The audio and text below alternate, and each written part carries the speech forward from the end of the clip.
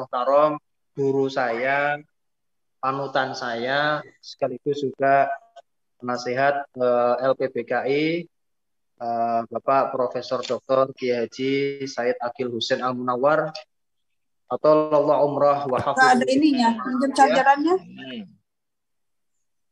Kabarnya sehat selalu ya, Prof. Said Akil Munawar. Amin, amin, amin, amin.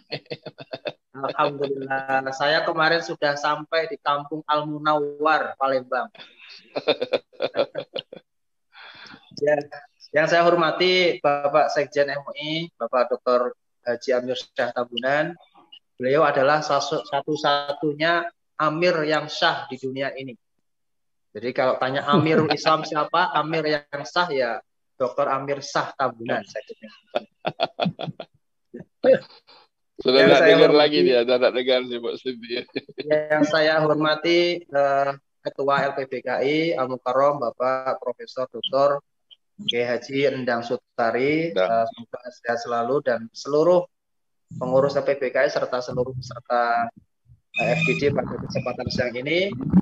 Masih dalam suasana Syawal karena ini kan halal bil halal. Saya izin menyampaikan taqabbalallahu minna wa minkum wa ja'alanallahu minal aidin al faizin al maqbulin. Kullu amin wa antum bi khair. Mohon maaf dan batin. Berikutnya saya hanya ingin sekadar menyampaikan refleksi tadi, karena secara jami' manik sudah disampaikan oleh guru kita Profesor Said Akil Husain Al Munawar tentang bagaimana Al-Quran sebagai sumber literasi dan bahkan sumber segala sesuatu. Maka saya hanya ingin menyampaikan refleksi singkat saya terkait bagaimana umat Islam ini menjadikan Al-Quran sebagai sumber peradaban global di era kontemporer. Kita tahu bahwa Islam pernah sampai kepada titik imam peradaban, ya. Imam peradaban yang dimulai dari masa Rasulullah Muhammad SAW, kemudian sampai kepada masa keemasan di era abad pertengahan. Namun sebagaimana kita saksikan, banyak pakar menyebutkan bahwa era sekarang ini imam peradabannya adalah peradaban modernitas dan peradaban saintifik.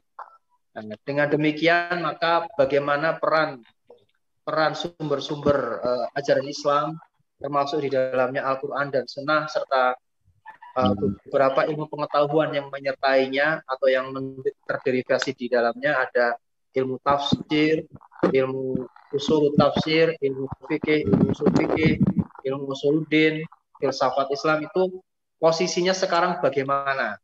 Apakah posisinya ini masih punya harapan untuk kembali menjadi imam peradaban di era kontemporer atau seperti apa? Inilah yang ingin sekali kita rumuskan bersama, karena kita memiliki Al-Quran. Karena Al-Quran dan Sunnah ini adalah secara mahkum, secara sudah menjadi qot'i, dia adalah solihun di kulli zaman wa makan.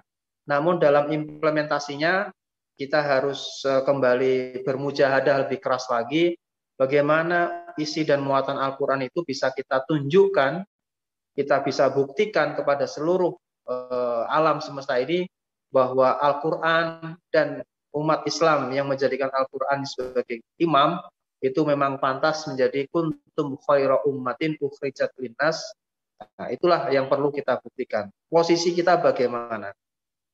Pertama, Prof. Said Akil Husain Munawar saya sampaikan bahwa beberapa waktu yang lalu Majelis Ukamaul Muslimin pernah berkunjung ke Indonesia. Dan saat itu kunjungan itu menyebutkan bahwa mereka berkunjung ke Indonesia ini bukan lagi untuk meminta agar bangsa Indonesia ini menerjemahkan bahasa Arab ke dalam bahasa Indonesia. Namun sebaliknya, bagaimana bahasa Indonesia ini atau ilmu-ilmu pengetahuan di Indonesia ini, khususnya ilmu-ilmu Islam di Indonesia ini, bisa diterjemahkan ke dalam bahasa Arab untuk ditransformasi, untuk dianotasi, dan untuk dijadikan referensi oleh dunia muslim sedunia. Ini menunjukkan tantangan bahwa sesungguhnya Islam Indonesia ini sedang ditunggu oleh peradaban dunia. Nah, oleh karena itu penting peran-peran ormas-ormas Islam di dalamnya, termasuk di sini adalah Majelis Ulama Indonesia, untuk mengisi ruang ini. Namun tidak sekadar mengisi, tentunya harus disertai dengan akurasi, validasi, dan kompetensi. Nah, disinilah pentingnya bagaimana kajian-kajian keislaman ini memenuhi kualifikasi tersebut. Jadi yang kedua adalah saya teringat Syekh Zaghlul An-Najjar, ya, pengarang tafsir Ayatul Kauniyah fil Qur'anil Karim. Di situ mungkin kita bisa melihat bahwa ketika beliau mengupas ayat-ayat kauniyah, ya, yang sudah termaktub di dalam Al-Qur'an, dielaborasi dengan kondisi-kondisi yang kontemporer, itu sangat luar biasa. Dan ini menjadi satu pijakan yang sangat kontributif bahwa sesungguhnya antara Islam dan peradaban, Islam dan sains teknologi itu sesungguhnya Islam ada di atasnya. Seharusnya Islam itu menjadi imamnya. Namun kenyataan secara faktual, negara-negara kawasan Islam ini justru menjadi makmum dari peradaban di level masing-masing. Kita masih sangat jarang menjumpai bagaimana apakah sudah ada kawasan-kawasan Islam itu yang menemukan inovasi-inovasi sains. Ya, kita belum bisa berbangga diri bahwa Islam di masa COVID ini menemukan formulasi-formulasi solutif. Nah, kita ini masih di peta peradaban global masih menjadi makmum, belum bisa menjadi imam sebagaimana abad-abad sebelumnya dan sampai pada zaman Rasulullah. Nah, oleh karena itu ini menjadi refleksi bersama bagaimana kajian-kajian Islam itu bisa melampaui zamannya atau bahkan bisa menjadi imam zamannya. Nah, disinilah sebenarnya bagaimana kita, ormas Islam, lembaga Islam, pondok pesantren, perguruan tinggi ini perlu duduk bersama, ya, perlu duduk bersama secara berkala, berkesinambungan untuk merumuskan strategi kebudayaan Islam di era kontemporer agar menjadi imam peradaban lagi. Nah, kemudian yang terakhir, ini sebagai refleksi karena ini lembaga pentasih, Prof. Said Agil Munawar mohon berkenan ilmunya dan waktunya untuk terus membimbing kami. Saya membayangkan bahwa mungkin di kaidah usul fikih menyebutkan mala yatimul wajib illa bihi fahuwa wajib, bahwa Al-Qur'an adalah sumber peradaban, Al-Qur'an adalah sumber tuntunan kita. Namun kalau kita hanya membaca Al-Qur'an namun tidak menguasai ulumul Qur'an, tidak bisa menguasai kaidah-kaidah lughawiyah, kaidah-kaidah bahasa Arab, di situ ada nahwu, ada shorof, ada badi, ada ma'ani, ada ilmu tafsir dan sebagainya, maka kita tidak bisa menemukan dan menikmati nikmatnya hidangan Al-Qur'an itu. Nah, kalau kita tidak bisa menikmati nikmatnya hidangan Al-Qur'an, maka kita juga tidak bisa menyajikannya kepada pentas peradaban masyarakat. Oleh karena itu, saya berharap peran lembaga pentasih ini segera, ya, saya ini sudah periode kedua lembaga pentasih hadir, segera dibuka madrasah misalnya yang fokus kepada linguistik bahasa Arab, ya. Karena pentasih itu, seorang musohih itu harus mengetahui uslub bahasa secara nahwu, secara shorof. Nah, itu wajib mengetahui bahasa Arab.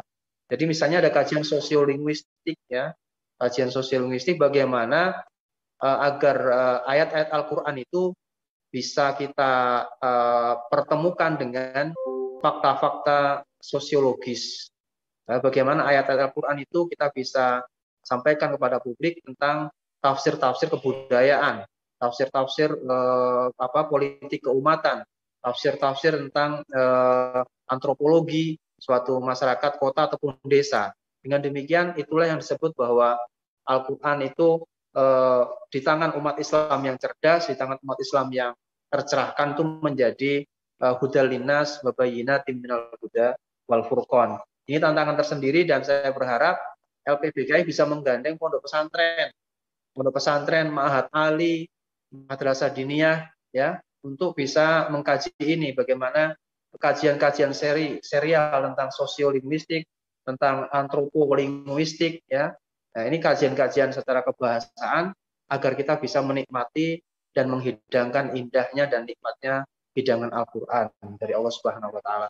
Mungkin singkat saja sebagai pemantik dari kami. Terima kasih atas waktunya. Wallahul muwaffiq ila aqwamit thoriq. Wassalamualaikum warahmatullahi wabarakatuh.